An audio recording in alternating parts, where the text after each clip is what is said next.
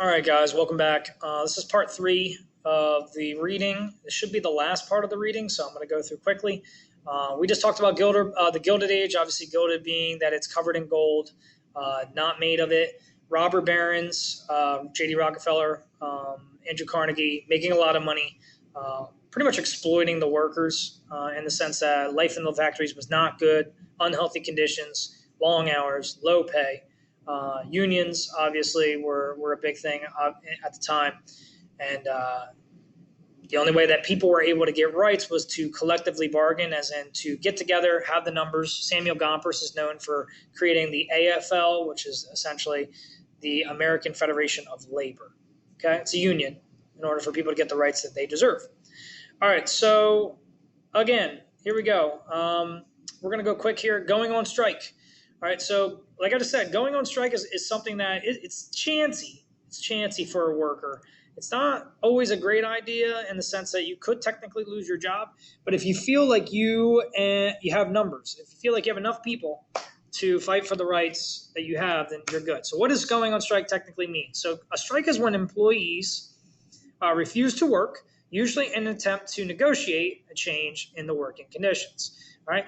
I've been a part of a couple teacher strikes before because we weren't given a contract. We were basically working daily. We weren't given insurance, health insurance and like that, dental, vision. We're human beings. We need these things. What if for some reason I need to go to the dentist? I have a toothache or need something done. What do I do? I can't pay for it out of pocket. It's expensive. All right. So going on strike. Although strikes sometimes helped unions fight businesses, they also sometimes damaged the reputation of the unions, and some of which came to be seen as violent anarchist groups. Now, what's an anarchist? It's somebody who being opposed to government or any law. It's basically, when people say anarchy, it's anarchy. And they start blazing things up on, on fire and on, breaking into things. An anarchist just believes that there should be no laws, that I should govern myself, and that, murder, whatever, doesn't matter. If it happens, it happens. It's a shame, Second Amendment right, that wouldn't even be a thing because they wouldn't agree with the laws. They care less. They're just kind of like, it's almost like saying like they just believe that the world should burn, essentially. That's what an anarchist is. So, that concept. So the Haymarket Affair was a strike. Okay, Illinois, 1886. All right. I'm not going to go into too much. I'm actually not even going to read the strikes because as much as they're important, and they are very important, these are the top three strikes that happened during this time period. It's all about workers, and a lot of times these strikes did not end well. All right, people, a lot of these bosses, all right, whether it's Andrew Carnegie or whatever. Andrew Carnegie is one of them for the Homestead strike, by the way. Homestead being not too far from Pittsburgh, where it's a steel mill. It led to deaths of certain workers because they would end up picketing, doing the whole thing. You've seen it before probably. And Andrew Carnegie would pay like a mafia or pay like a group of bad people to go in and shoot these guys, shoot these workers and say, that'll scare them, and again, that was a thing that happened. The police weren't really on it as much. So again, there you go. These questions, there's a good chance some of these questions may end up being in this video. Who knows? It could be happening right now.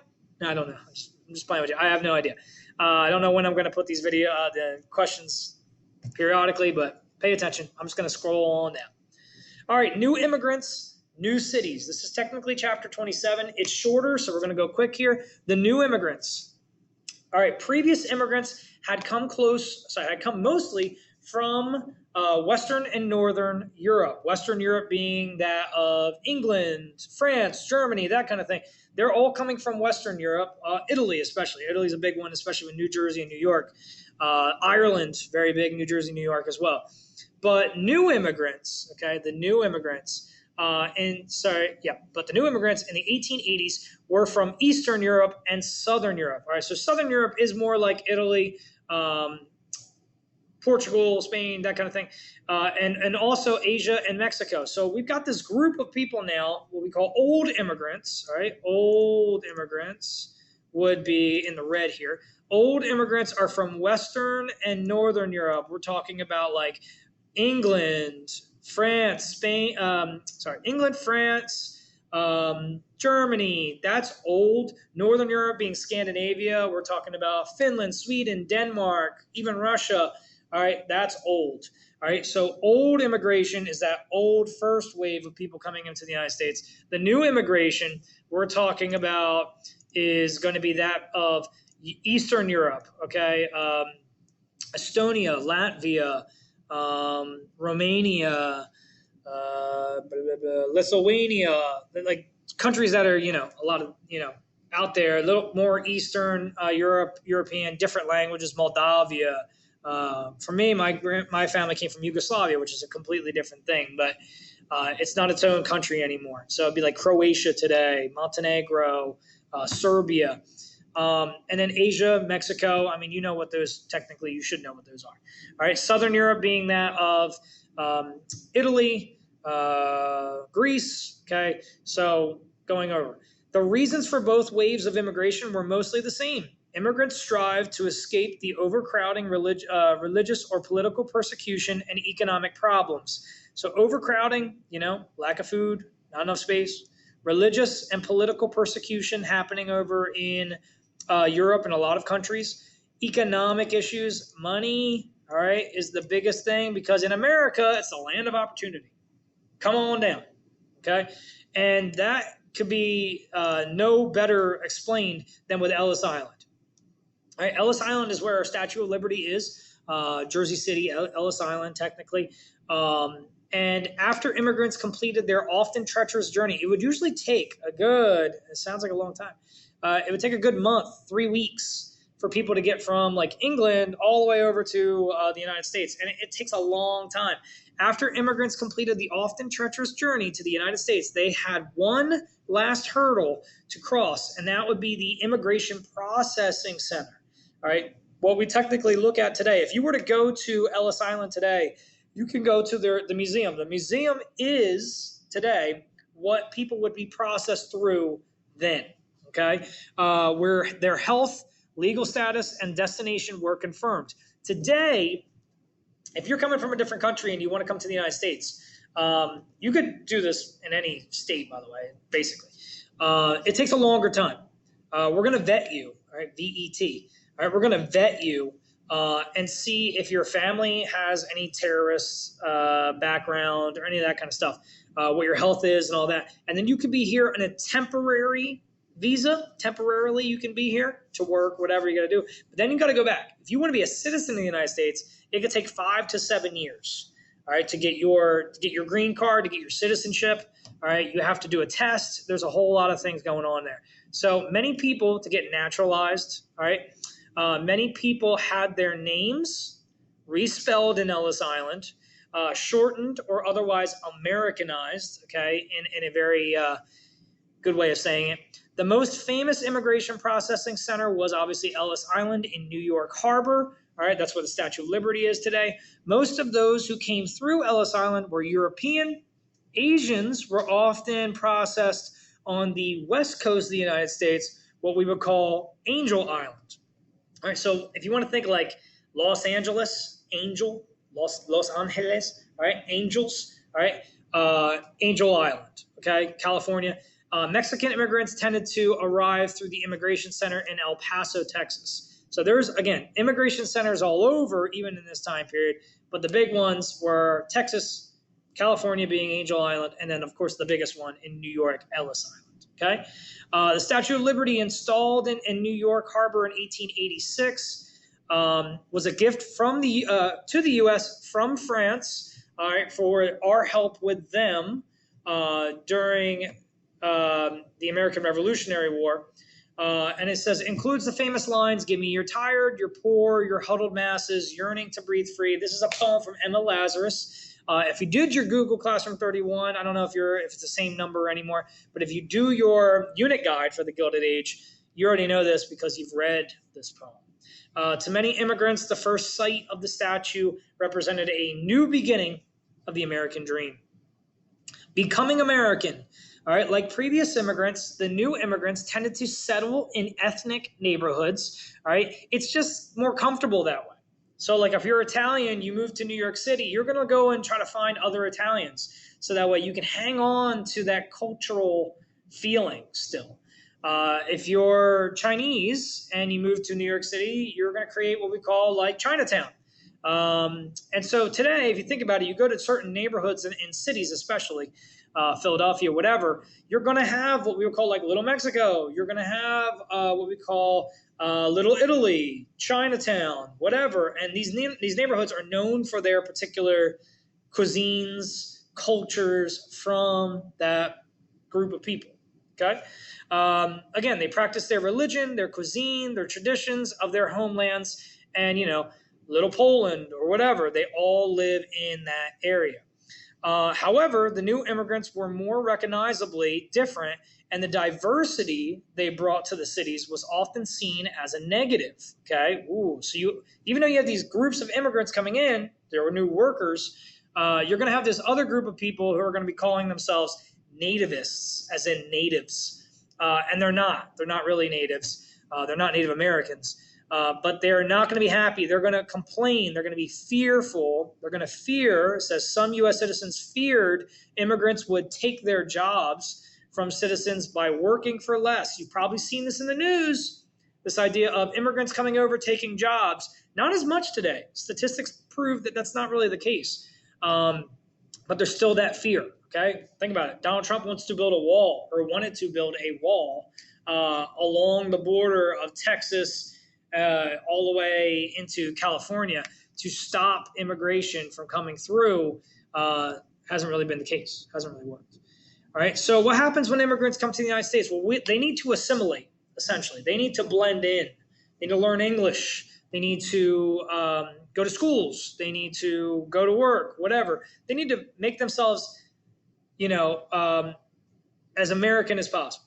Okay. Mexican American, Italian American. They need to add that American part to them. Polish American, whatever. And so assimilate means to blend into American culture as quickly as possible. Nativism, again, this group of people that we call nativists, all right, are in opposition to this. They do not like this. They rise up against this, all right? Still a thing today, okay? Still a thing today. As it turned out, many immigrants, including women and children, ended up working in factories or sweatshops. All right. No, I don't like that. Why am I doing this? Let's do that. I like that. Ooh, I like that a lot. So you can kind of see it a little bit better. Ooh. All right. Let's stay with that. That's kind of cool. All right. As it turned out, many immigrants, including women and children, again, ended up working in factories or sweatshops under harsh conditions for very low pay. All right. We call them sweatshops because, let's be real, it's exploiting the labor.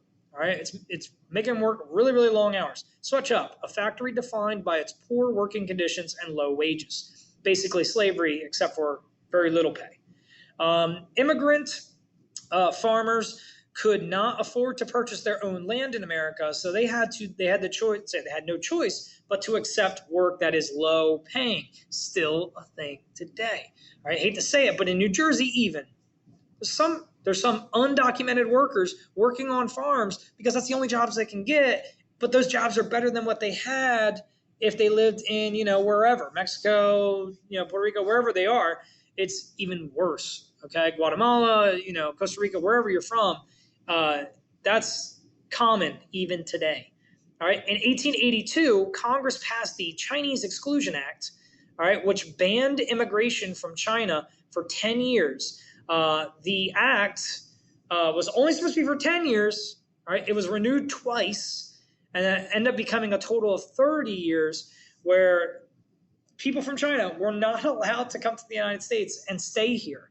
All right. This also limited immigration from Japan and unsuccessfully attempted to restrict all immigration by, illiterate persons. Okay. The idea, if you could not read at the time period, you would not be able to come into the United States either. That was unsuccessful. All right. Convicts and people with certain illnesses were also banned from coming to the United States. All right. So they're banning people who can't read, people who have a past record of breaking a crime, people with certain illnesses would have to be sent back. If you are Japanese or from Laos, Cambodia, one of these other countries, Vietnam, Korea's, and then also China. So basically, this is a major bias against those who are, one, not smart or can't read. All right, that's not nice. All right, made a mistake in their life with some kind of crime, maybe are sick from something. Okay, today would be COVID. All right, if you have COVID, you can't come to the United States. All right, and then obviously the last one would be of any Asian descent, which is, come on, you can't do that. It's not right. Right? Base somebody on their race.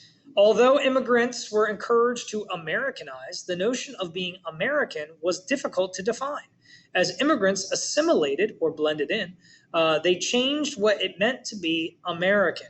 America was becoming a melting pot, okay, a blending of cultures. That is one way to talk about it, melting pot. All right, urbanization. Most immigrants moved to cities as machinery reduced the need for farmland, or farm labor, sorry.